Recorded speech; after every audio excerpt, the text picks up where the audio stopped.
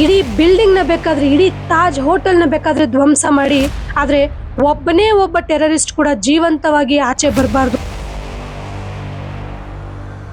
ಕುರಿ ಕಾಯೋಕೆ ತೋಳನ ನೇಮಿಸಿದ ಹಾಗೆ. ಯಾವತ್ತು ಒಂಟಿ ಹೆಣ್ಣು ಮಧ್ಯರಾತ್ರಿ 12 ಗಂಟೆಗೆ ನಿರ್ಭಯವಾಗಿ ಓಡಾಡ್ತಾಳೋ ಅವತ್ತೇ ನಮ್ಮ ದೇಶಕ್ಕೆ ಸ್ವಾತಂತ್ರ್ಯ ಸಿಕ್ಕ ಹಾಗೆ ಅಂತ ಯಾರೋ ಮಹಾನ್ ಭಾವರು ಹೇಳಿದ್ರಂತೆ. ಮಧ್ಯರಾತ್ರಿ ಬಿಡಿ, ಹಾಡು ಹಗಲೇ ಹೆಸರಾಂತ ಕಂಪನಿಗಳಲ್ಲೇ ಹೆಣ್ಣು ಮಕ್ಕಳಿಗೂ ಗಂಡು ಮಕ್ಕಳಿಗೂ ರಕ್ಷಣೆನೇ ಇಲ್ಲ ಅಂದ್ರೆ ನಾವು ಈ ಸ್ವತಂತ್ರ ಭಾರತದಲ್ಲಿದ್ದೀವ ಅಥವಾ ಸುತ್ತಮುತ್ತ ಬರೀ ಕಳ್ಳರು ಕಾಕ್ರೆ ಇರೋ ಈ ಸಂತೆಲಿದ್ದೀವ ಅನ್ನೋದೇ ಅರ್ಥ ಆಗ್ತಾ ಇಲ್ಲ. ನಮಸ್ಕಾರ ಸ್ನೇಹಿತರೆ, welcome to lead with Leela. ಇವತ್ತು TCS ಸಂಸ್ಥೆಯ ನಾಸಿಕ್ ಬ್ರಾಂಚ್ ಅಲ್ಲಿ ನಡೆದಿರೋ ಘಟನೆ ಬಗ್ಗೆನೇ ಮಾತಾಡ್ತಾ ಇರೋದು.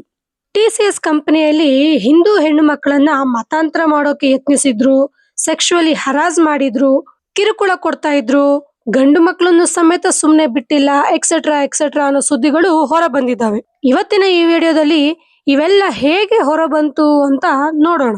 ಒಂದು ಪೊಲಿಟಿಕಲ್ ವರ್ಕರ್ ಕುಟುಂಬದಲ್ಲಿ ಒಬ್ಬ ಹೆಣ್ಣು ಮಗಳು ಕೆಲ ದಿನಗಳಿಂದ ಆಫೀಸ್ ಮುಗಿಸಿ ಮನೆಗೆ ಬಂದ ಮೇಲೆ ಅಬ್ಸರ್ವ್ ಮಾಡಿ ನೋಡಿದ ಹಾಗೆ ಅವಳಲ್ಲಿ ತುಂಬಾ ದೊಡ್ಡ ಮಟ್ಟಿಗೆ ಒಂದು ಬದಲಾವಣೆಗಳನ್ನ ಕುಟುಂಬಸ್ಥರು ಗಮನಿಸಿರ್ತಾರೆ. ಊಟನೇ ಮಾಡದೆ ಕಾರಣ ಕೊಟ್ಕೋತಾ ಓಡಾಡ್ತಾ ಇದ್ಲಂತೆ. ಇದನ್ನ ಕಂಡ ಮನೆಯವರು ಏನೋ ಬದಲಾಗಿದ್ದಾಳಲ್ಲ ಅಂತ ಯೋಚಿಸಿ ಈ ರಂಜಾನ್ ಫಾಸ್ಟಿಂಗ್ ಮಾಡ್ತಾ ಇದ್ದಾಳೆ ಅನ್ನೋ ಒಂದು ಸಣ್ಣ ಸುಳಿವು ಸಿಕ್ಕ ನಂತರ ಪೊಲೀಸರ ಮುಂದೆ ಫೆಬ್ರವರಿಯಲ್ಲಿ ಈ ಅನುಮಾನನ ವ್ಯಕ್ತಪಡಿಸಿದ್ದಾರೆ. ಈ ಕುಟುಂಬದ ದೂರನ್ನ ಗಂಭೀರವಾಗಿ ತಗೊಂಡ ಮಹಾರಾಷ್ಟ್ರ ಪೊಲೀಸ್ ಅವರು ಯಾರಿಗೂ ಗೊತ್ತಾಗದ ರೀತಿಯಲ್ಲಿ ಪೊಲೀಸ್ ಆಫೀಸರ್ಸ್ ನ ಈ TCS ಕಂಪನಿಯ ಒಳಗೆ ಕಳಿಸ್ತಾರೆ. ಎಸ್, ಅಂಡರ್ ಕವರ್ ಆಫೀಸರ್ಸ್ ಆಗಿ. ನಮ್ಮ ಪೊಲೀಸ್ ಡಿಪಾರ್ಟ್ಮೆಂಟ್ ನ ಈ ಒಂದು ಪ್ರಯತ್ನಕ್ಕೆ ಒಂದು ಸಲ್ಯೂಟ್ ಬರಲೇಬೇಕು. ಆಫೀಸರ್ಸ್ ಆಗಿದ್ದು ಹೌಸ್ ಕೀಪಿಂಗ್ ವರ್ಕರ್ಸ್ ಆಗಿ ಸೇರ್ಕೊಂಡು 40 ದಿನಗಳ ಕಾಲ ಕಂಪನಿಯಲ್ಲಿ ಕೆಲಸ ಮಾಡಿ ಈ ಎಲ್ಲಾ ಮಾಹಿತಿಗಳನ್ನ ಸಾಕ್ಷಿ ಸಮೇತ ಕಲೆ ಹಾಕ್ತಾರೆ. ಇಲ್ಲಿ ಯಾಕೆ ಹೌಸ್ ಕೀಪಿಂಗ್ ಎಂಪ್ಲಾಯೀಸ್ ಆಗಿ ಹೋಗ್ತಾರೆ ಅಂತಂದ್ರೆ ಇಲ್ಲಿ ಕೂಡ ಒಂದು ಕಾರಣ ಇದೆ. ಈಗ ಎಂಪ್ಲಾಯೀಸ್ ಆಗಿ ಜಾಯಿನ್ ಆಗ್ಬೇಕು ಅಂದ್ರೆ ಅಲ್ಲಿ ಇಂಟರ್ವ್ಯೂ ಪ್ರೊಸೀಜರ್ಸ್, ಈ ಬ್ಯಾಕ್ ಗ್ರೌಂಡ್ ವೆರಿಫಿಕೇಶನ್ಸ್ ಅಂತ ಏನೇನೋ ರೂಲ್ಸ್ ಗಳಿರುತ್ತೆ. ಈ ಸಾಮಾನ್ಯವಾಗಿ ಹೌಸ್ ಕೀಪಿಂಗ್ ಡಿಪಾರ್ಟ್ಮೆಂಟ್ ಗಳನ್ನ ರಿಕ್ರೂಟ್ ಮಾಡೋದನ್ನ ಈ ಕಂಪನಿಗಳು ಔಟ್ಸೋರ್ಸ್ ಮಾಡ್ತಾರೆ. ಅಂದ್ರೆ ಬೇರೊಂದು ಕಂಪನಿ ಈ ಕೆಲಸಗಾರರನ್ನ ಸಪ್ಲೈ ಮಾಡುತ್ತೆ. ಇಲ್ಲಿ ಯಾವ ಟೆಕ್ನಿಕಲ್ಲಿ ಸೇರ್ಕೊಂಡ್ರೋ ನಮ್ಮ ಪೊಲೀಸ್ ಅವರು ಗೊತ್ತಿಲ್ಲ. ಆದ್ರೆ 40 ದಿನ ಐಡೆಂಟಿಟಿನ ಮರೆಮಾಚಿ ಅಕ್ಯೂಸ್ಡ್ ಗಳನ್ನ ಅರೆಸ್ಟ್ ಮಾಡಿದ್ರಲ್ಲ, ಈ ಒಂದು ಪ್ರಯತ್ನಕ್ಕೆ, ಈ ಒಂದು ಎಫರ್ಟ್ಗೆ ಅಪ್ರಿಶಿಯೇಟ್ ಮಾಡಲೇಬೇಕು. ಈ ಕಾರ್ಯಾಚರಣೆ ನಡೆದಿದ್ದು ಫೆಬ್ರವರಿಯ ಮಧ್ಯದಲ್ಲಿ, ಅಂದ್ರೆ ಅಲ್ಲಿಂದ ಮಾರ್ಚ್ ಎಂಡ್ ವರೆಗೂ ಈ ಕಾರ್ಯಾಚರಣೆ ನಡೆದಿದೆ ಅಂತ ಹೇಳಲಾಗ್ತಾ ಇದೆ. ಈ ಇನ್ವೆಸ್ಟಿಗೇಷನ್ಸ್ ನ ನಂತರ ಮೊಟ್ಟ ಮೊದಲನೇ FIR ರಿಜಿಸ್ಟರ್ ಆಗೋದು ಮಾರ್ಚ್ 26, 2026ರಲ್ಲಿ. ಒಬ್ಬ ಫೀಮೇಲ್ ಎಂಪ್ಲಾಯಿಯಿಂದ ಈ ಕಂಪ್ಲೇಂಟ್ ಲಾಂಚ್ ಆಗುತ್ತೆ.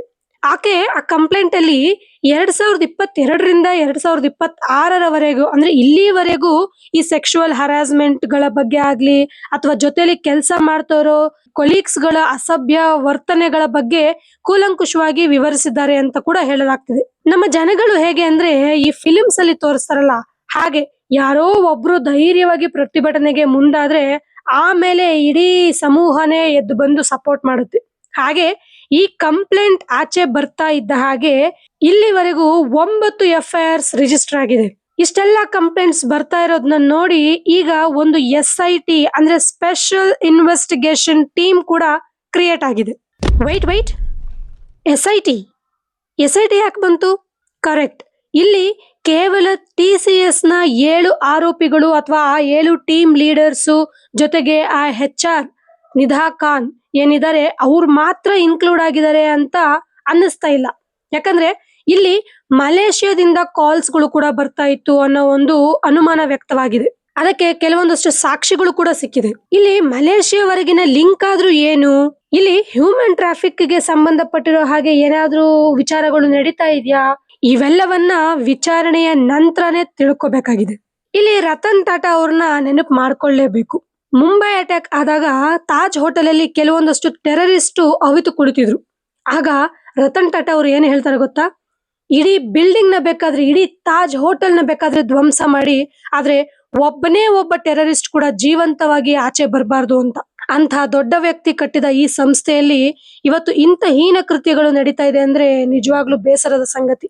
ಇದು ಕೂಡ ಒಂದು ಭಯಾನ ಉತ್ಪಾದನೆ ಮಾಡುವಂತ ಕೆಲಸನೇ ಅಂತ ಭಾವಿಸ್ತೀನಿ.